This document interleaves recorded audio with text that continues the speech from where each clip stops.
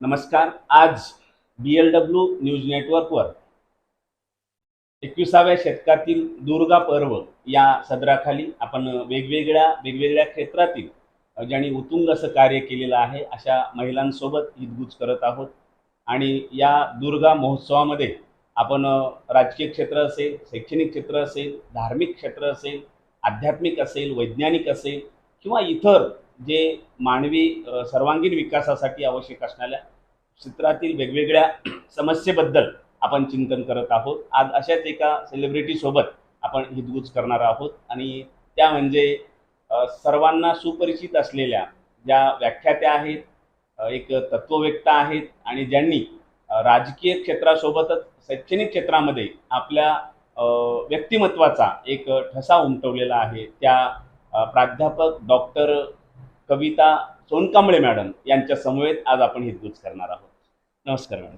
नमस्कार मॅडम, आम्ही असं ठरवलं की मूर्तीपूजा आपल्या देशामध्ये एक संस्कृतीचं खास वैशिष्ट्य आहे. महिलांची सुद्धा खास करून त्यांचा गौरव व्हावा म्हणून आज महोत्सव मोठ्या प्रमाणामध्ये दुर्गा महोत्सव साजरा होतो आहे. आम्ही चॅनलच्या माध्यमातून वेगवेगळ्या क्षेत्रातील 21व्या शतकामध्ये जगत असताना महिलांच्या काय समस्या आहेत आणि त्यांनी त्यांच्या क्षेत्रामध्ये कशा पद्धतीनं काम केलं याचा अनुभव घेऊन आणि त्यांची प्रेरणा घेऊन येणाऱ्या काळात महिला आणि मुलींना एक चांगला आपण एक ठेवा देऊ शकतो या अनुषंगाने आम्ही हे पर्व सुरू केलेलं आहे. माझा आपणास पहिलाच प्रश्न आहे तो म्हणजे आपलं शालेय जीवन ते बालपणापासून ते 10वी कसं राहिलेलं आहे, त्या काळातली परिस्थिती कशी होती आणि तुम्ही त्यावर कशी मात केली या संदर्भानं आपण मांडणी करावी. सर्वप्रथम मी आपणास BLW न्यूज नेटवर्क या यूट्यूब चॅनलच्या माध्यमातून आपण जो हा उपक्रम सुरू केलेला आहे त्या उपक्रमाला आम्ही शुभेच्छा देते. दुर्गा महोत्सव किंवा दुर्गा पर्व यामध्ये स्त्रियांशी संबंधित विविध प्रकारच्या शक्तींचा, विविध प्रकारच्या गुणांचा गौरव केला जातो आणि हा गौरव आपण हाती घेतलेला आहे. त्याबद्दल खरं म्हणजे ह्या दुर्गा शक्तीला आपण जागर करण्याचा प्रयत्न करत आहोत म्हणून मी तुम्हाला पुन्हा एकदा शुभेच्छा देते. जसं की आपण विचारलात की माझ्या बालपणामधील माझे अनुभव असतील किंवा शालेय जीवनातील माझा शैक्षणिक प्रवास असेल, याबद्दल बोलत असताना मला आपल्याला हे सांगायचं आहे की मी माझ्या फॅमिलीकडून पहिलीच अशी शिक्षित स्त्री आहे की जिच्या फॅमिलीमध्ये आतापर्यंत शिक्षणाचा कुठलाही प्रवाह किंवा वारसा नव्हता. पण तरी सुद्धा माझ्या आई आणि वडिलांना सातत्यानं असं वाटायचं की आपण जे काम करतो, आपल्या वाट्याला जे दुःख आहे किंवा आपल्याला जे शारीरिक श्रम करूनही आपला उदरनिर्वाह त्यामध्ये होत नाही, तर आपण आपल्या लेकरांना शिक्षणाच्या प्रवाहामध्ये आणलं पाहिजे की ज्याच्यामुळं आपल्या लेकरांच्या आयुष्यामध्ये चांगले दिवस येतील. म्हणजे शैक्षणिक ज्याला समज म्हणतात ती समज माझ्या आईवडिलांकडे होती आणि म्हणून त्यांनी मला शिक्षणासाठी माझ्या छोट्याशा गावामध्ये, माझं मूळ गाव बिलोली तालुक्यातील पाचपिंपळी, या पाचपिंपळी गावामध्ये फक्त 4थी पर्यंतची शाळा, ह्या 4थी पर्यंतचं शिक्षण झाल्यानंतर माझ्या वडिलांनी मला मुखेड येथे शिक्षणासाठी ठेवलं. आणि मुखेड ही माझी खरं पाहता कर्मभूमी आहे, कारण मुखेडलाच मला वैचारिक वारसा आणि माझ्या विचारांची जी मशागत आहे किंवा विचार जे माझे परिपक्व होण्यामध्ये मुखेडची मुलींची शाळा ही कारणीभूत ठरलेली आहे. मला आजही आठवतं पाटील सर आणि स्वामी सर हे 2 गुरु माझे असे होते की ज्यांनी मला मुलीसारखं मानलं आणि त्यांनी त्यांच्याकडे ठेवून घेऊन जेव्हा हॉस्टेलला सुट्ट्या असायच्या त्यावेळेस माझा प्रवास हा त्यांच्याकडे असायचा. आणि त्या बदल्यामध्ये ते मला असं म्हणायचे की तू माझ्या मुलींची मोठी बहीण होऊन त्यांना शिकवत जा, म्हणजे तू माझ्याकडे राहिल्याचं मला समाधान लागेल आणि तुला पण त्यांना शिकवल्याचा आनंद होईल. आणि अशा पद्धतीनं माझं मुखेडला 5वी ते 10वी पर्यंत पूर्ण शिक्षण पूर्ण झालं. मग त्याच्यानंतर पुढे काय करायचं हा प्रश्न जेव्हा माझ्या समोर आला तेव्हा जेवढं मला नॉलेज होतं तेवढं लवकर नोकरी मिळवण्यासाठीचा एकमेव कोर्स म्हणजे डीएड करून शिक्षक बनणं. आणि त्याच्यानंतर माझ्या बरोबरीच्या सगळ्या माझ्या मैत्रिणी, वर्गमैत्रिणी, कोणी इंजिनिअरिंगला जात होतं, कोणी मेडिकलला जात होतं, कोणी पुढे शिकत होतं. पण मी मात्र निर्णय घेतला की मला डीएड करायचं आहे. मग डीएडचा फॉर्म भरला. माझा नांदेडच्या शासकीय डीएड कॉलेजला नंबर लागला. मला आठवतं चांगलं की 10वी वरची माझी बॅचची शेवटची बॅच होती. त्याच्यानंतर 12वी वरती डीएड झालं, बोर्ड आलं, 12वीच्या नंतर झालं ते. आणि मग माझा शेवटचा दिवस होता, त्या दिवशी शनिवार होता. आजही मला चांगलं आठवतं. अर्चनाताई देशपांडे ह्या त्या दिवशी तिथं होत्या. मी खेड्यातून आलेली मुलगी, त्यांनी मला ओळखलं, पाहिलं. शनिवारचा दिवस आणि 3 वाजेपर्यंत त्यांच्या ॲडमिशनच्या प्रोसेसचा वेळ होता आणि 3:40 झालेले होते. आणि आता काय करायचं, तात्काळ क्षणाचाही विलंब न लावता अर्चना पाटील मॅडमनी तिथं क्लरिकल यंत्रणेला सांगून टाकलं की आपल्याला त्या मुलीला ॲडमिशन द्यायचं आहे. आणि त्यांनी ॲडमिशन माझं तिथं करवून घेतलं. आणि तेव्हा पहिल्यांदा मी नांदेडला आले आणि नांदेड काय आहे आणि नांदेडला येऊन मला काय करायचं आहे ह्याचं मला भान होतं नक्कीच. आणि तिथून माझा सुरू झाला खरं म्हणजे पुढच्या शिक्षणासाठीचा प्रवास. म्हणजे शालेय जीवनामध्ये शिक्षणाबद्दलची माझी आवड, शिक्षकांनी माझ्यावर केलेले संस्कार आणि त्यातून उभी राहिलेली मी, आणि त्याच्यानंतर नांदेडला आल्यानंतर मला शिक्षक व्हायचंय आणि शिक्षक होऊन मला काय करायचंय याची समज, हा एक अत्यंत आकर्षक असा प्रवास होता. आणि ज्या प्रवासामुळेच मला असं वाटतं की मी इथपर्यंत पोहोचू शकले. या प्रवासामध्ये शासकीय डीएड कॉलेज हे एक अत्यंत मैलाचा दगड म्हणून मला घडवण्यामध्ये महत्त्वाची भूमिका पार पडलेली आहे असं मला वाटतं. मॅडम, आपण ठरवलेला हा रस्ता होता का परिस्थितीनं निर्माण केलेला तो मार्ग होता? नक्कीच तो रस्ता नव्हता माझ्यासाठी, कारण मी माझ्या शिक्षकांची अतिशय आवडती विद्यार्थिनी होते आणि मला जज व्हायचं होतं. कारण माझं एक ध्येय होतं, माझ्या मैत्रिणीचे वडील जज होते, मी त्यांना पाहत होते. आणि डॉक्टर बाबासाहेब आंबेडकरांचा जो सुटाबुटातला म्हणजे बाबासाहेब आंबेडकर हे मी फोटोत पाहत होते. हे पाहत असताना मला सारखं असं वाटायचं की आपण जज झालं पाहिजे. आणि जज व्हायचं कशासाठी, तर अन्याय झालेल्या लोकांना न्याय मिळवून देण्यासाठी. ही एवढीच गोष्ट फक्त डोक्यात होती. पण ते होण्यासाठी खूप शिकावं लागतं आणि तेवढं शिक्षण आपल्याच्यानं होणार नाही.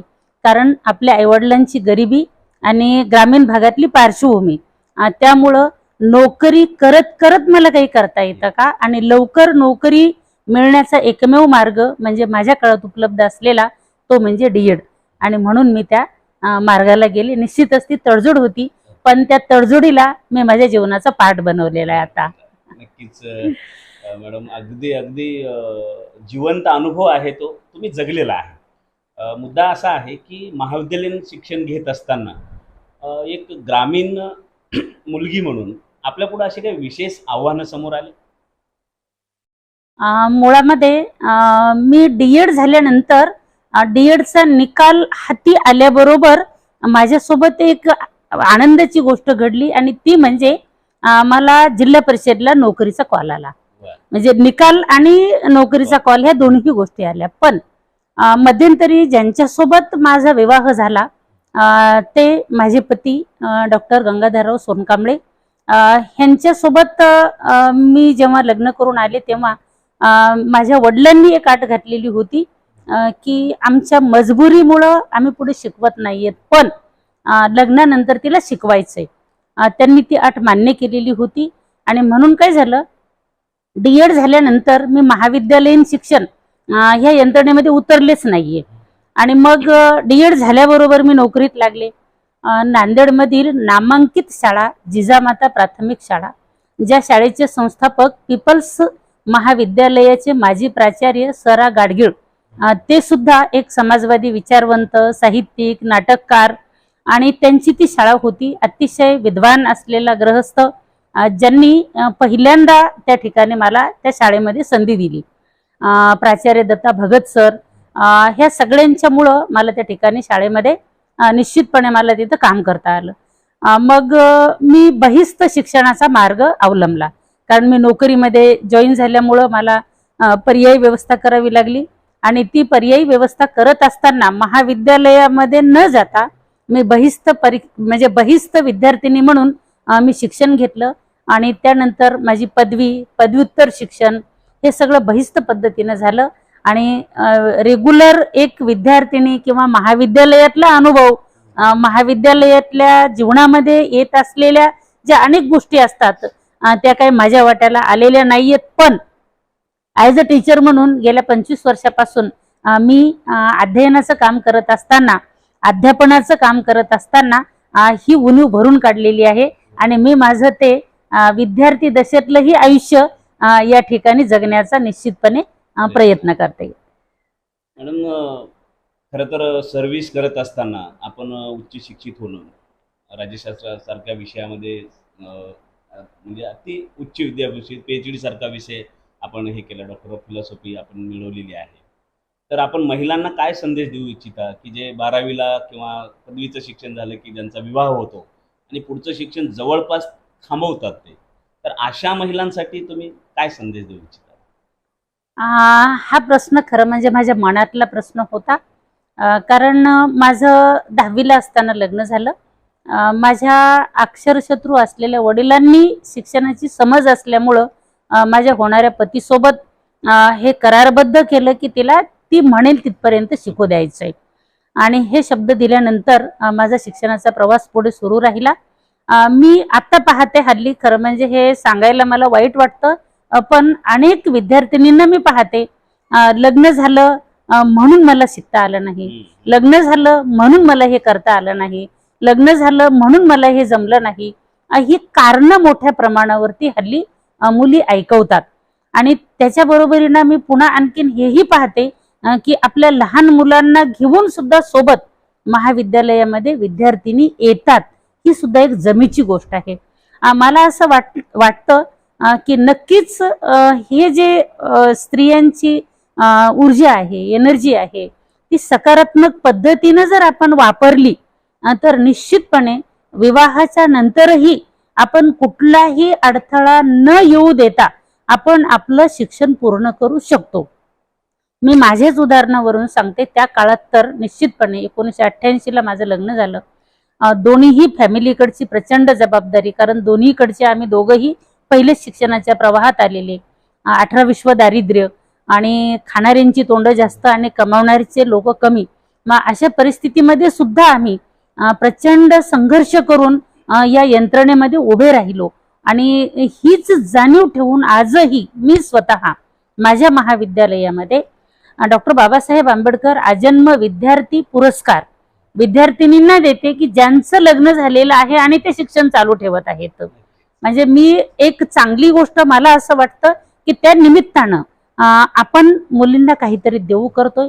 माझ्या खेड्यापाड्यातून येणाऱ्या विद्यार्थिनींसाठी सुद्धा आम्ही ती सुविधा देण्याचा प्रयत्न करतोय की ज्याच्यामुळं तिला असं वाटू नये की मी लग्नानंतर काहीच करू शकत नाही. आणि नक्कीच ही संख्या आता वाढताना दिसत आहे. म्हणजे लग्न ही अडथळा नव्हे, तर लग्नानंतरही आपण काही गोष्टी करू शकतो.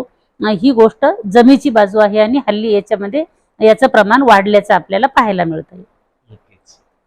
मी थोडंसं शिक्षण क्षेत्रासोबतच तुमचा अजूनचा मोठासा अनुभव आहे आणि निश्चित त्या अनुभवाला धरून आपण असं म्हणतो की फुले शाहू आंबेडकराचा महाराष्ट्र असं म्हणत असताना आजच्या परिस्थितीमध्ये आपण जर असं म्हणायला लागलो की बुद्ध बसव शिव फुले शाहू आंबेडकराचा महाराष्ट्र, तर खरंच ती विचारधारा आज पूर्णतः महाराष्ट्रामध्ये राबवली चालली?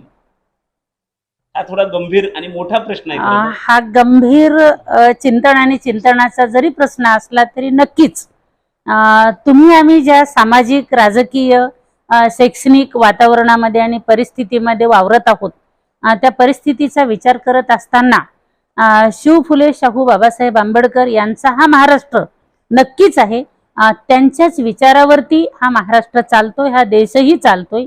पण बऱ्याच वेळेला परिस्थिती थोडीशी वेगळी होते. सिद्धांत एकीकडे आणि व्यवहार दुसरीकडे हा प्रकार आपल्याला हल्ली पाहायला मिळतोय.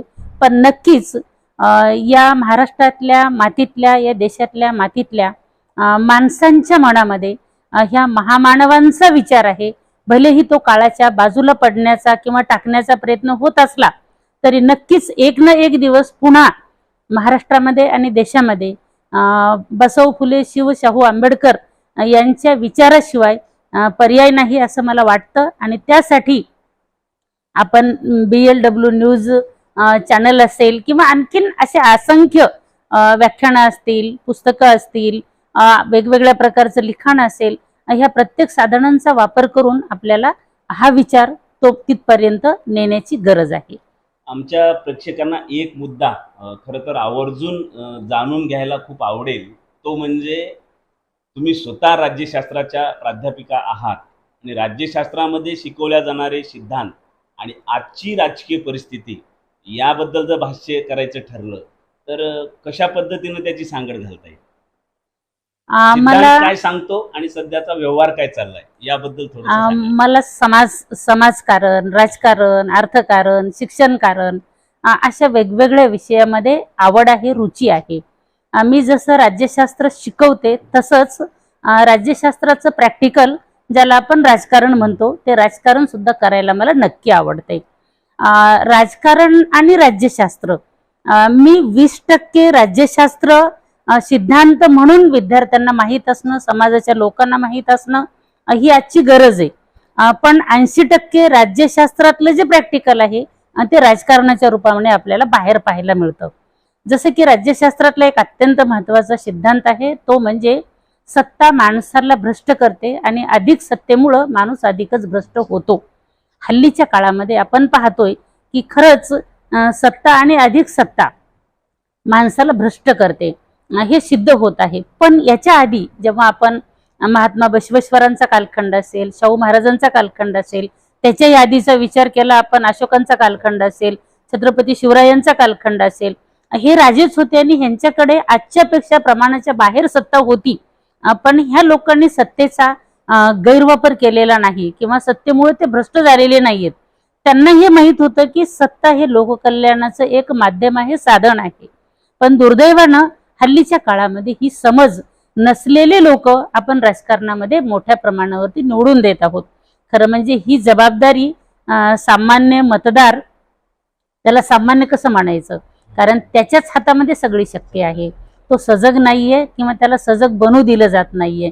पण नक्कीच मला असं वाटतं की सिद्धांत आणि प्रॅक्टिस यामध्ये निश्चितपणे फरक पडलेला आहे.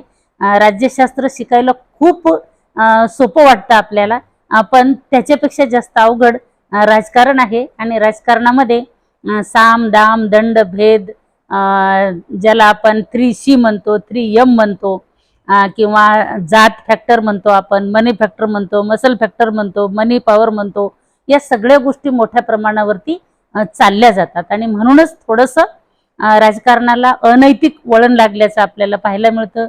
गुंडगिरीचं राजकारण होत असताना आपल्याला पाहायला मिळतं. जाती जातीमध्ये भांडणं लावून देऊन आपली सत्ता टिकवण्यासाठी राजकारण केलं जाताना दिसतं. महिलांना राजकारणापासून अलगदपणे बाजूला केल्या जात असल्याचं आपल्याला पाहायला मिळतं. खरं म्हणजे महिलांना 33%च नव्हे तर 50% ते सुद्धा वरच्या सभागृहामध्ये संधी पाहिजे, हा तिचा हक्क आहे, कारण तिला ते प्रतिनिधित्व आहे. पण आपण पाहतोय की नुकतंच आत्ताच जे बाहेर आलेलं आहे नारी शक्ती वंदन अधिनियम, हे स्त्रियांना खरं म्हणजे तिचं समाधान होईल अशा प्रकारची गोष्ट त्या अधिनियमामधून झाल्याचं मला तर पाहायला मिळत नाही.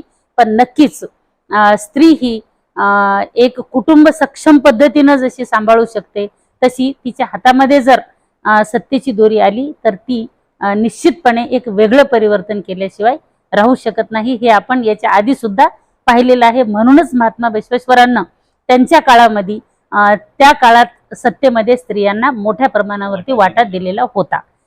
आता 33%चाच मुद्दा आला म्हणून त्याच मुद्द्यावर मला विचारायचं आहे की स्थानिक स्वराज्य संस्थेमध्ये 33% तर वाटा ऑलरेडी स्त्रियांना होता, पण खरंच त्यातून निर्णय क्षमता जी आहे ती महिलांनी सिद्ध केली, त्यांच्यापाशी होती का इथल्या पुरुष प्रधान संस्कृतीनं जाणीवपूर्वक ती सिद्धच होऊ दिली नाही? तुमचा अनुभव काय सांगतो? 73व्या आणि 74व्या घटना दुरुस्तीनं स्त्रियांना स्थानिक स्वराज्य संस्थांमध्ये सत्तेत येण्यासाठीचा सहभाग मिळाला. हे जरी सत्य असलं तरीही सुरुवातीच्या काळामध्ये स्त्रियांच्यामध्ये शिक्षणाचा अभाव, जागृतीचा अभाव यामुळं तिचा पती, तिचा भाऊ, तिचा मुलगा हा सत्तेचा अर्ध्यापेक्षा अधिक वाटेकरी होता, किंवा ती नावाला असायची आणि तो प्रत्यक्ष असायचा. काही काही वेळेला सभागृहामध्ये सुद्धा तो असायचा. खरं म्हणजे ते बेकायदेशीर होतं, पण तरीही तो असायचा. आपण कालांतरानं, जसं की आपण आता म्हणताय, निर्णय निर्धारण प्रक्रिया, ज्याला डिसिजन मेकिंग आपण म्हणतो, त्या डिसिजन मेकिंग मध्ये स्त्री नव्हती, हे सत्य आहे. पण कालांतरानं तिला हे कळू लागलं की ह्या खुर्चीची ताकद काय आहे, ह्या पदाची ताकद काय आहे, मी इथे राहून काय करू शकते, मला काय करता येतं, याचा अभ्यास झाला. आपणही राज्यशास्त्राचे अभ्यासक आहात. याचा अभ्यास झाला आणि अभ्यास झाल्यानंतर एक सत्य समोर आलं.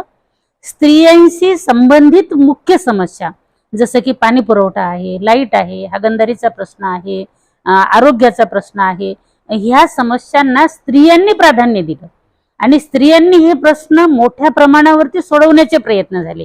मग ती गावाच्या ग्रामपंचायतीची सरपंच असेल, पंचायत समितीची सभापती असेल, जिल्हा परिषदेची अध्यक्ष असेल, नगराध्यक्ष असेल, महापौर असेल, यांच्या काळामध्ये ह्या गोष्टींना सर्वाधिक महत्त्व दिलं गेलं. आणि म्हणून तिला भलेही याला डिसिजन मेकिंग म्हणतात हे कळत नसेल, पण ती नक्की डिसिजन घेत होती आणि प्राधान्य नक्कीच झालं. आणि म्हणून त्याच्यानंतर काय झालं, उच्च शिक्षित स्त्रिया, ज्याला आपण मुली म्हणतो, तरुणी म्हणतो, त्या तरुणी जाणीवपूर्वक राजकारणामध्ये येण्याचं प्रमाण या काळामध्ये वाढल्याचं आपल्याला पाहायला मिळतं.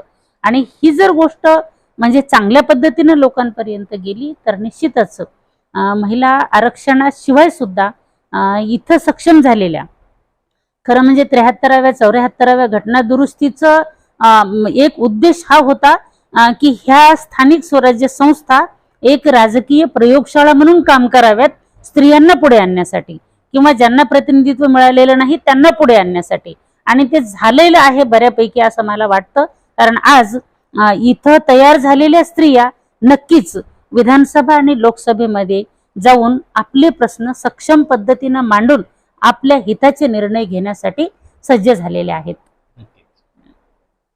मॅडम, आत्ताच तुम्ही म्हणलात खरं तर तुमचा बेसिक पुस्तकी नॉलेजचा भाग पक्का होता. शिक्षण क्षेत्रातली तुमची कारकीर्द चांगली आहे, कारण शिक्षणाचं नातं पुस्तकासोबत जोडलं गेलं होतं आणि पुस्तक तुमचे चांगले फ्रेंड होते. पण नंतर तुम्ही राजकीय क्षेत्राशी वळलात आणि राजकारणाचं नातं हे माणसाशी जोडलं जातं. तर सगरोळी सर्कलमधून जेव्हा तुम्ही राजकीय कारकीर्द सुरू केली त्यावेळेस तुम्हाला असे कोणते अनुभव आले आणि एक महिला म्हणून काही आव्हानं तुमच्यासमोर उभी राहिली? मला नक्कीच हे सांगायला आवडेल की अशा काळात मी स्त्रियांच्या राखीव असलेल्या एका गटातून स्त्रियांसाठीचं प्रतिनिधित्व केलं, ज्या गटाचं नाव सगरोळी जिल्हा परिषद सर्कल असं होतं. आणि ह्या सगरोळी जिल्हा परिषद सर्कलमध्ये ज्या लोकांनी, एक महिला ती सुद्धा शिकलेली, नोकरी करत असलेली, आपल्यापर्यंत येते, खेड्यापाड्यापर्यंत, प्रत्येकाच्या घरापर्यंत येते, आपले प्रश्न विचारते, आपल्या समस्या विचारते आणि आपल्यामध्ये आणि तिच्यामध्ये काहीच अंतर नाही, ती आपल्यातली होऊन जाते, आपल्याच भाषेत बोलते, आपल्याच घरचं जेवते, आपल्या सोबतच बसते आणि आपल्यासाठी तिथून काहीतरी आणते योजना आणि आपल्याला ते देण्याचा प्रयत्न करते. हे जेव्हा लोकांनी पाहिलं तेव्हा त्यांना एक आश्चर्य वाटलं आणि त्या म्हणायच्या की आतापर्यंत असं काम बायका करू शकतात यावर आमचा विश्वासच बसत नाही. आणि मला चांगलं आठवतं, जिल्हा परिषदमध्ये अगदी 200 रुपयापासून, म्हणजे आम्ही त्याच्यामध्ये बदल केला, 200 रुपयापासून विविध प्रकारचे भाजीपाल्यासाठीचे, बचत गटांसाठीचे, म्हणजे अशा अनेक योजना होत्या की ते तुटपुंजी 200 रुपये म्हणजे काय असतं हल्ली आपण, पण 200 रुपयाचे चेक आणि त्याला 200 रुपयाचे चेक काढण्यासाठी 500 रुपयाचा खर्च, म्हणजे ह्या योजना पण अशा चुकीच्या होत्या. मग तेव्हा आम्ही त्या पण बदलवून टाकण्यासाठीचा प्रयत्न केला आणि स्त्रियांनी उद्योगामध्ये यावं यासाठी म्हणून मग त्यांना पिठाच्या गिरणीचे हे देणं असेल किंवा इतर अनेक छोटे मोठे बाकीचे उद्योग असतील, हे गाई म्हशींचं वाटप असेल, हे देण्यासाठीचा आम्ही त्या ठिकाणी निश्चितपणे प्रयत्न केला. आणि त्याच्यानंतर मात्र मला चांगलं आठवतं, त्याच्यानंतर मात्र अनेक महिला ह्या तयार झाल्या आणि तयार होत असताना काम करणाऱ्या महिलांना सामान्य महिलाच नव्हे तर पुरुष असलेले लोक सुद्धा प्रचंड म्हणजे सन्मान करतात किंवा त्यांचा आदर करतात. आणि हाच आदर मी आतापर्यंत विसरू शकले नाही. आजही मला सगरोळी सर्कलमध्ये आणि बेलोली तालुक्यात असेल, देगलूर तालुक्यामध्ये असेल, गेल्यानंतर त्यांचं प्रेम आणि त्यांची भावना ही भरभरून माझ्या मनाच्या पाठीमागे आहे आणि मी ते कधीही विसरू शकत नाही. कारण लोकांसाठी मला काहीतरी करता आलं हा जो भाव आहे, आणि आज भविष्यातही मला जेव्हा केव्हा संधी मिळेल तेव्हा नक्कीच मी त्या लोकांसाठी काम करेन. आणि ही एक म्हणजे मला असं वाटतं की निश्चितपणे एक महिला ही महिलांसाठी खूप काही करू शकते. पुरुषही करू शकतात, पण महिला ही अधिक चांगल्या पद्धतीने त्यांचे प्रश्न समजून घेऊ शकते. हा विषय निघाला म्हणून मी सांगते, बसवांनासारखे असतील, महात्मा फुल्यांसारखे असतील, बाबासाहेब आंबेडकरांसारखे असतील, मात्र हृदयी असणारे पुरुष लोक आता कमी झालेले आहेत. आणि म्हणून स्त्रियांचे प्रश्न स्त्रियांना आता जास्त चांगल्या पद्धतीने समजून घेऊन त्याच्यावरती प्रश्न सोडवण्यासाठीचा मार्गही काढणं गरजेचं आहे. आणि राजकारण ही एक अशी ताकद आणि असं क्षेत्र आहे की ज्या ठिकाणी आपण या सगळ्या प्रश्नांची उकल करू शकतो. कारण सत्तेमध्ये गेल्यानंतर विविध प्रकारचे धोरणं, विविध प्रकारच्या योजना, उपक्रम, कार्यक्रम या माध्यमातून स्त्रियांच्या जीवनामध्ये आमूलाग्र बदल घडवून आणण्यासाठीचा प्रयत्न करता येतो. ही सत्य आहे, वस्तुस्थिती आहे ती. येणाऱ्या काळामध्ये एका चांगल्या पदावर आपण जावेत या शुभेच्छासह मला प्रश्न विचारायचा आहे की सध्या राजकारणामध्ये जर मी तुम्हाला असं विचारलं की तुम्ही कोणाच्या राजकीय विचाराच्या पावलावर जाण्याचा प्रयत्न कराल, तर स्वतंत्र देश झाल्यानंतरच्या कुठल्या राजकीय व्यक्तिमत्वांच्या कार्याची छाप तुमच्या अंतरंगावर पडलेली आहे? निश्चितचपणे डॉक्टर बाबासाहेब आंबेडकर यांच्या जीवन, विचार आणि कार्याचा माझ्या जीवनावरती मोठा प्रभाव आहे आणि परिणाम आहे. आपण हे जाणताय की स्वातंत्र्यानंतर प्रदीर्घ काळपर्यंत देशाच्या सत्तेची सूत्र काँग्रेस पक्षाकडे होती. डॉक्टर बाबासाहेब आंबेडकरांसारखा जागतिक विद्वान असलेला माणूस, ज्या महामानवानं निस्वार्थपणे व्यक्तिगत जीवनाचा त्याग करून राजकारणामध्ये लोकांसाठी काम केलं, असा एवढा महान मानव काँग्रेसच्या सरकारमध्ये राहून लोकांसाठी काम करू शकतो, तर माझ्यासारख्या एखाद्या ग्रामीण भागातून पुढे आलेल्या आणि ग्रामीण भागातल्या लोकांसाठी काम करण्याची जिद्द असलेल्या आणि जो पक्ष ग्रामीण भागातल्या वंचित, बहुजन किंवा सामान्य शेतकरी, कष्टकरी, कामकरी, स्त्रिया, अनेक जाती, धर्मनिरपेक्ष धोरण घेऊन पुढे येऊन काम करण्याची भावना असलेल्या स्त्रीला जिथं संधी देतात, निश्चितपणे मला असं वाटतं की हाच विचार देशाला तारणारा आहे. आणि कधीही आपल्याला हे कळायला हवं, कधीही भारत हा एक जातीय, एक धर्मीय, एक विचार असलेला देश नव्हता. कारण भारतामध्ये अनेक प्रकारचे विचार लोक अंगीकारत होते, अनेक प्रकारच्या विचारांना लोक बळ देत होते. याच्यासाठी मी एकच विधान आपल्या समोर करू इच्छिते. भारतामध्ये आपण पाहतोय देवांची संख्या सुद्धा 33 कोटी होती. 33 कोटी देवांची संख्या म्हणजे काय आहे? 33 कोटी प्रकारचे विचार फॉलो करणारे लोक आणि विचार होते. आणि म्हणूनच असं जबरदस्तीनं कोणीतरी एकाच विचाराच्या पाठीमागे लावणं, जी सहिष्णुता, भारतीयत्वाची ओळख आहे सहिष्णुता, ती सहिष्णुता घालवण्याचं काम हल्लीच्या काळामध्ये होत असताना आपण पाहतोय. आणि असहिष्णू वातावरणामुळे आपल्या समाजामध्ये अनेक गंभीर असे प्रश्न निर्माण होताना पाहतोय. आपल्यासारख्या जबाबदार लोकांचं हे काम नक्कीच आहे की भारतामधली जी खरी वीण आहे की एकमेकांना आपण समजून घेणं आणि एकमेकांना आपण आधार देणं, प्रेम, करुणा, मैत्रीभाव याच्या आधारावरती आपण देशाला पुढे नेण्यासाठीचा प्रयत्न करणं. आणि शिक्षक म्हणून माझ्यामध्ये ती गोष्ट नक्कीच आहे. आणि भारतीय संविधान हा माझा राजकारण आणि भारतातल्या सगळ्या यंत्रणांसाठीचा एक आदर्श आचार ग्रंथ म्हणा किंवा एक विचार ग्रंथ म्हणा किंवा शासन ग्रंथ म्हणा, ही गोष्ट अत्यंत महत्त्वाची आहे. कारण तो सर्वोच्च कायदा आहे आपला. आणि त्याच आधारावरती भविष्यातलं राजकारण, भविष्यातलं समाजकारण व्हावं यासाठीचे प्रयत्न होणं मला जास्त गरजेचं वाटतं. आता मी अगदी नारी शक्ती म्हणून प्रश्न विचारणार आहे. प्रश्न कदाचित थोडासा वेगळा वाटेल, पण तो प्रश्न माझा तुमच्यासमोर असणार आहे.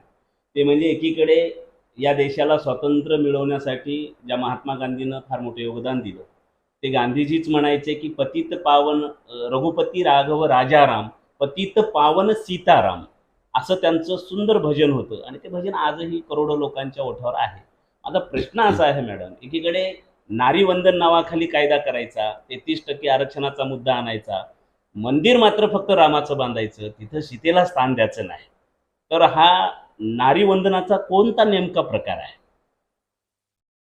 हा प्रश्न अधिक चांगल्या पद्धतीनं ज्यांनी हे नारी वंदन अधिनियम आणलेला आहे त्यांच्यापर्यंत जर गेला असता तर त्यांनी त्यांचं उत्तर खूप चांगल्या पद्धतीने दिलं असतं. पण तरी सुद्धा एक राज्यशास्त्राची विद्यार्थिनी, राज्यशास्त्र शिकवणारी, एक अध्ययनकर्ती, अध्यापक म्हणून मला हे प्रश्नाचं उत्तर द्यायला नक्कीच आवडेल. आपल्या सगळ्यांना माहित आहे की आज ज्या लोकांनी हे बिल आणलं त्या लोकांचा वैचारिक वारसा काय आहे. या लोकांचा वैचारिक वारसा हा मनुस्मृती आहे. या लोकांचा वैचारिक वारसा हा यांनी झाकून ठेवलेला नाहीये, तो लोकांच्या समोर उघड केलेला आहे आणि निश्चितपणे त्यांना त्यांच्या त्या विचाराला फॉलो करणारे लोक सुद्धा आहेत.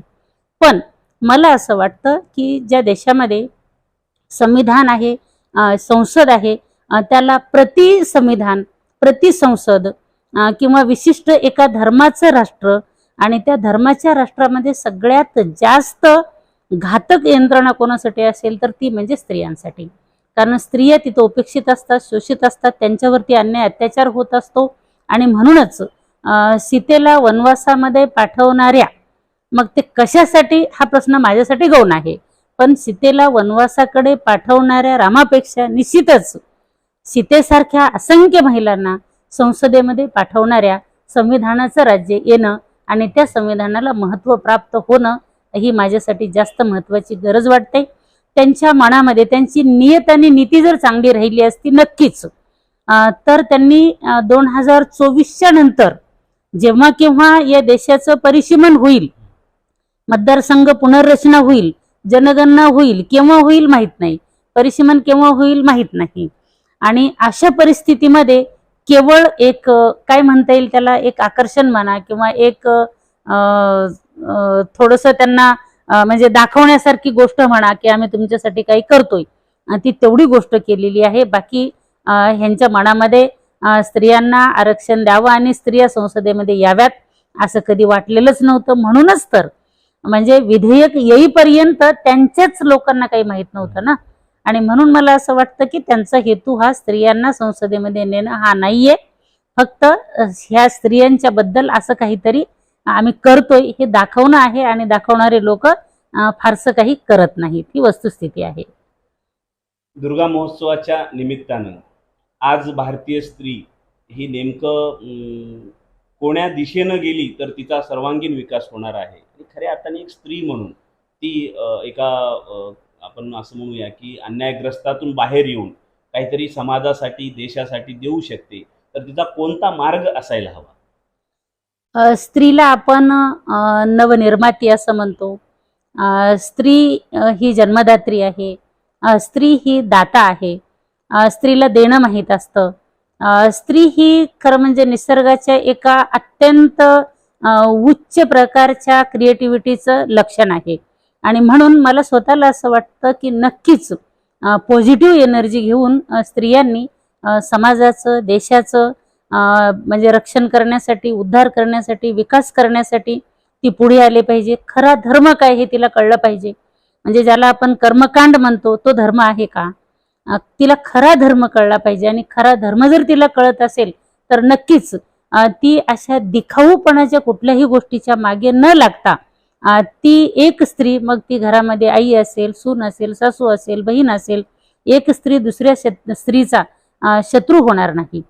ती अनेकांना आधार देईल, अनेकांच्या मदतीला ती धावून जाईल आणि नक्कीच ती शिक्षणाच्या सोबतीनंच ती पुढे जाऊ शकते.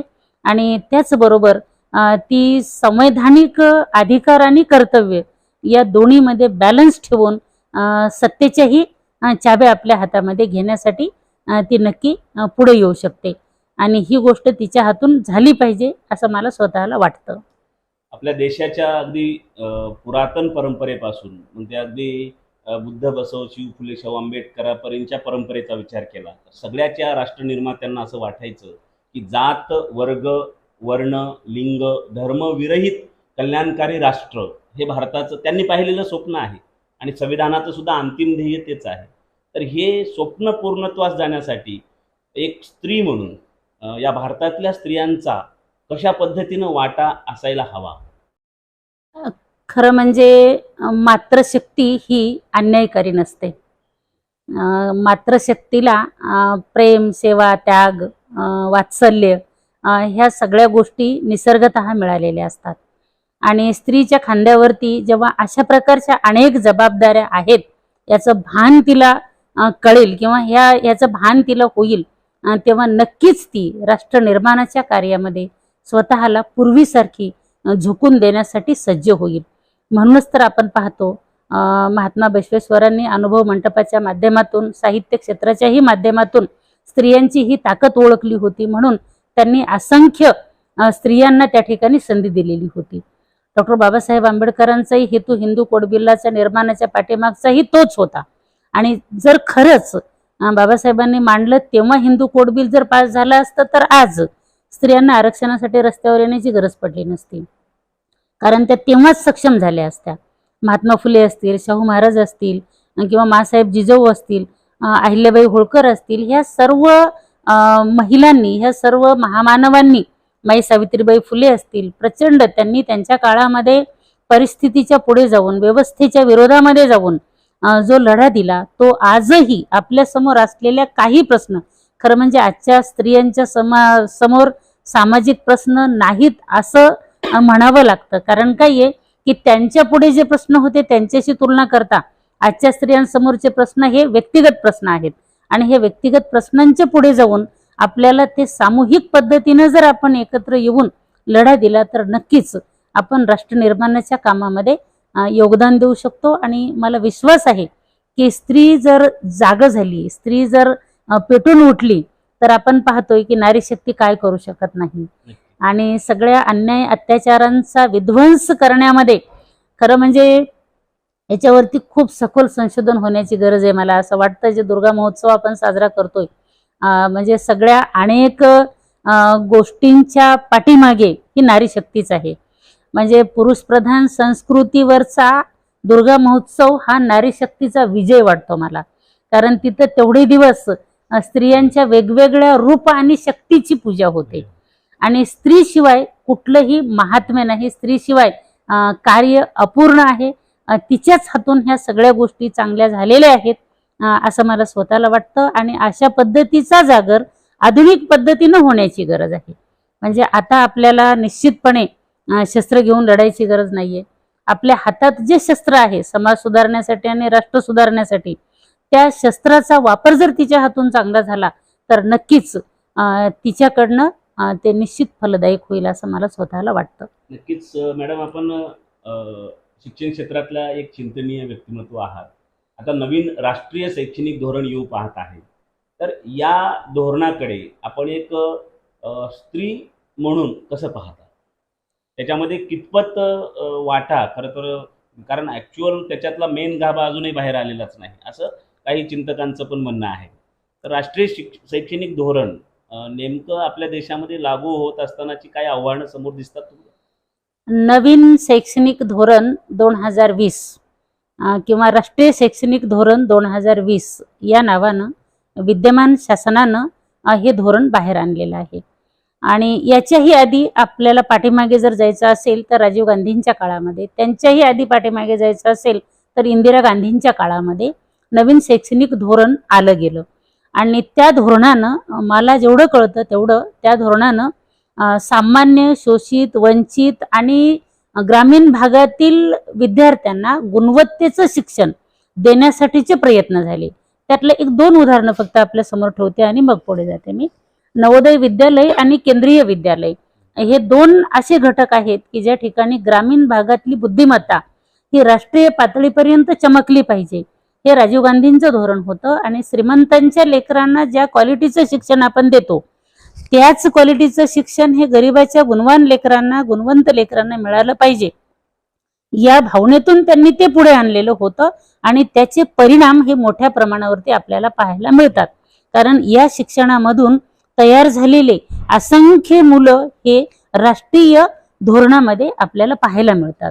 आता आजच्या धोरणाच्या बद्दल विचार करत असताना आपण पाहतोय नवीन किंवा नॅशनल एज्युकेशन पॉलिसीचा संदर्भ गेल्या 3-4 वर्षापासून मोठ्या प्रमाणावरती बाहेर येतोय आणि यामध्ये मल्टिपल एंट्री, मल्टिपल एक्झिट हा एक प्रकार आपल्याला पाहायला मिळतोय किंवा कुठल्याही प्रकारच्या एका, जसं की art, commerce, science, law, medical, engineering या आपण शाखा बघतोय. पण आता आपल्याला अलीकडच्या काळामध्ये एका विद्यार्थ्याला त्याच्या मनानुसार, जर माझा आर्ट असेल तर मी कॉमर्सचा एखादा विषय घेऊ शकेल, सायन्सचा एखादा विषय घेऊ शकेल, आर्टचा एखादा विषय घेऊ शकेल. म्हणजे काय आहे की याच्यामुळे काय होणार आहे की तो विद्यार्थी हा कुठल्याही शाखेमध्ये पारंगत होणार नाही. जिथे एक ना धड भाराभर चिंध्या, निश्चितपणे त्याला आपण ग्रामीण भागामध्ये तेच म्हणतो आपण, ते नक्की त्याच्यामध्ये तसं होणार आहे. आणि दुसरी भीतीदायक गोष्ट माझ्यासाठी ही आहे की जेव्हा 12वीच्या नंतर आपण प्रवेश घ्यायला जाणार आहोत तेव्हा त्याला बाहेर पडण्याची जी संधी दिली जाणार आहे त्याच्यामुळे त्याच्या मनामध्ये शिक्षणाबद्दलची नकारात्मक भावना निर्माण होणार आहे. पहिल्या वर्षी जेव्हा तो पहिलं वर्ष पूर्ण करणार आहे त्याला फक्त सर्टिफिकेट दिलं जाणार आहे. दुसरं वर्ष जेव्हा तो पूर्ण करणार आहे त्याला डिप्लोमा दिला जाणार आहे. तिसरं वर्ष पूर्ण केल्यानंतर त्याला डिग्री दिली जाणार आहे. चौथं वर्ष पूर्ण केल्यानंतर त्याला उच्च शिक्षणासाठी, संशोधनासाठी पाठवलं जाणार आहे. आपण विचार करा, ग्रामीण भागामधून शिक्षणाच्या प्रवाहामध्ये येणारा विद्यार्थी एकदा शिक्षणापासून दूर गेला तर तो पुन्हा तिकडे येणार आहे का? आणि मला तर स्वतःला असं वाटतं की तो तिकडे येणार नाही किंवा त्यानं येऊ नये याच्यासाठी केलेली ही व्यवस्था असावी का? आणि दुसरी एक अत्यंत महत्त्वाची गोष्ट, आपण लहान होतो तेव्हा शाळेमध्ये आपल्याला विविध प्रकारच्या कला शिकवल्या जात असत. त्याच्यामध्ये हस्तकला असतील, शिल्पकला असतील, चित्रकला असतील, मूर्तिकला असतील, लाकूड काम असेल, सुतारकाम असेल, हे सगळं शिकवलं जात होतं. आता सुद्धा स्किलच्या नावाखाली ह्या सगळ्या गोष्टी येत आहेत आणि त्याही काळात शहरामधून शिकवल्या जाणाऱ्या विद्यार्थिनींचा जर आपण थोडासा सर्वे केला सहज पद्धतीनं तर आपल्या हे लक्षात येतं की हे कोण केलं, कोण शिकत होतं. हे ग्रामीण भागातले वंचित बहुजन समाजाचे जे लेकरं होते तेच हे शिकत होते आणि बाकीचा समाज हा शिक्षणाच्या मुख्य प्रवाहामधून उच्च पदांपर्यंत जात होता, मोक्याच्या पदांपर्यंत जात होता. म्हणजे ज्या स्किलच्या नावाखाली आमचं पोट भरणारा रोजगार छोटासा आपल्याला मिळत असेल तर आपण उच्च आणि संशोधनाच्या शिक्षणाकडे जाणार आहोत का? किंवा त्याला जाऊ देऊ नये हा तर हेतू नसेल ना, असा मला निश्चितपणे प्रश्न पडतोय. पण तरी सुद्धा कर्नाटक, तामिळनाडू, त्यानंतर राजस्थान, पश्चिम बंगाल अशा अनेक घटक राज्यांनी या पॉलिसीला विरोध केलेला आहे. निश्चितपणे जर ही पॉलिसी चांगलीच असणारी खूप तर तिला विरोध होण्याचं काही कारणच नव्हतं. सगळ्यांसाठी ती चांगलीच असणार होती. पण मला वाटतं की कुठंतरी ह्याचा पुनर्विचार होणं गरजेचं आहे आणि हा पुनर्विचार झाल्याशिवाय ह्या पॉलिसीला भवितव्य नाही असं मला स्वतःला वाटतं. कारण शिक्षण क्षेत्रामध्ये होत असलेले नवनवीन रोजचे प्रयोग पाहता किंवा यामध्ये होत असलेले नवनवीन बदल पाहता नक्कीच ह्याला फ्युचर फारसं चांगलं नाही असं मला स्वतःला वाटतं. 18 ते 35 वर्षाच्या वयोगटातल्या युवतींसाठी तुम्ही काय संदेश द्याल या दुर्गा महोत्सवाच्या निमित्ताने? मी वयोगट मुद्दाम पाडला. 18 ते 35 वर्ष आणि खास करून आपण एका वयाला टार्गेट केलेलं आहे. भारत हा जगातला युवकांचा देश आहे, तरुणांचा देश आहे, ही आपली ताकद आहे. खरं म्हणजे जगामध्ये भारताचं म्हणजे भारताकडे ज्या आशेनं पाहिलं जातं जग, उद्याची अर्थव्यवस्था म्हणजे UK सारखी, अमेरिकेसारखी, जर्मनी सारख्या अर्थव्यवस्था जिथं कोलॅप्स झालेली आहेत. आपल्या बाजूला श्रीलंका आहे, अफगाणिस्तान आहे, पाकिस्तान आहे, जिथं अर्थव्यवस्था कोलमडून गेलेल्या आहेत, तरीही भारतामध्ये अर्थव्यवस्था खंबीर आहे. याचं मेन कारण म्हणजे ग्रामीण भारत आहे. आणि ह्या ग्रामीण भारतामध्ये ज्यांच्या खांद्यावरती ओझं आहे तो शेतकरी आणि त्या शेतकऱ्यांची ही लेकरं, जे की तुम्ही 18 ते 35 वर्ष वयोगट सांगितलेला आहे. या 18 ते 35 वर्ष वयोगटातल्या तरुणांनी, युवकांनी जर ठरवलं तर नक्कीच जी विण विस्कटलेली आहे आता सध्याची, मग ते समाजकारण असेल, अर्थकारण असेल, शिक्षणकारण असेल, राजकारण असेल, ही विण घट्ट विणण्याची जबाबदारी नक्कीच ह्या तरुणींच्या खांद्यावरती आहे असं मला वाटतं. आणि ह्या तरुणींनी स्वतःला सर्वप्रथम स्वतःच्या पायावरती उभं राहण्यासाठीचा प्रयत्न करावा सक्षम पद्धतीनं, आणि त्याचबरोबर समाजाचा आपण काही देणं लागतो या भावनेतून त्यांनी समाजाच्याही कामासाठी यावं. तरच आपण जे वारसा सांगतो महाराष्ट्राचा, बसव फुले शाहू आंबेडकरांचा महाराष्ट्र किंवा हा देश, ह्या लोकांनी ह्या वयामध्ये काय केलंय हे जर बघितलं तर निश्चितपणे मासाहेब जिजाऊंचा असेल, माई सावित्रीबाईंचा असेल, अहिल्याबाई होळकरांचा असेल, रमाईचा असेल, हा वारसा जर आम्हाला पुढे घेऊन जायचा असेल तर नक्कीच स्वतः स्वावलंबी बनणं आणि त्यानंतर आपण समाजाच्या प्रवाहामध्ये उतरून नको असलेले बदल आपण सकारात्मक पद्धतीनं घडवून आणण्यासाठीचा प्रयत्न करणं. यामध्ये तू कमजोर नाहीस, तू बलवान आहेस. म्हणजे केवळ आपण पाहतोय की स्त्री जन्माही तुझी कहाणी, हृदयी अमृत नैनी पाणी, हे न म्हणता मी सक्षम आहे, मी कमजोर नाही, मी नारी जरी असले तरी मी अबला नाही, हे सिद्ध करून दाखवणारं हे वय आहे. आणि ह्या वयामध्ये होणारा बदल आहे तो सकारात्मक पद्धतीचा असतो आणि अनेक परिवर्तन सहन करणारा आणि करवून घेणारा हा कालखंड असतो. आणि म्हणूनच स्वातंत्र्यामध्ये हाच वयोगट पुढे होता आणि ह्या वयोगटावरती ही जबाबदारी आहे की आता आपण जसं म्हणतोय की हा जो अनावश्यक असलेला बदल आहे तुमच्यासाठीच आहे आणि तो तुम्ही नक्कीच केला पाहिजे. आणि मला आशा आहे की 18 ते 35 वर्ष वयोगटातल्या या तरुणी स्वतःची जबाबदारी निश्चितपणे ओळखण्यासाठी सक्षम झालेल्या आहेत. नक्कीच. तर आपल्या समवेत आज आपल्या BLW न्यूज नेटवर्क या चॅनलवर ज्यांच्यासोबत आपण हितगुज केलो आणि खरंच ज्यांनी अगदी दुर्गेच्या सगळेच रूपं आपल्या अनुभवातनं अतिशय हळवारपणे, तेवढंच प्रखडपणे आणि कुठल्याही पद्धतीचा विचारधारेमध्ये संदिग्धपणा म्हणजे न करता अत्यंत प्रखडपणे आपली विचाराची मांडणी केलेली आहे, त्या प्राध्यापक डॉक्टर कविता सोनकांबळे मॅडम निश्चितच यांनी अतिशय वेगवेगळ्या विषयाच्या अनुषंगाने महिलांसमोर एक प्रेरणादायी आपल्या भारताचा मूळ बेसिक जो काही म्हणतो राजकारण असेल, समाजकारण असेल, धर्मकारण असेल, या सगळ्या विषयाच्या अनुषंगाने आपल्यासोबत मांडणी केली. इथंच मी थांबतो. नमस्कार. नमस्कार.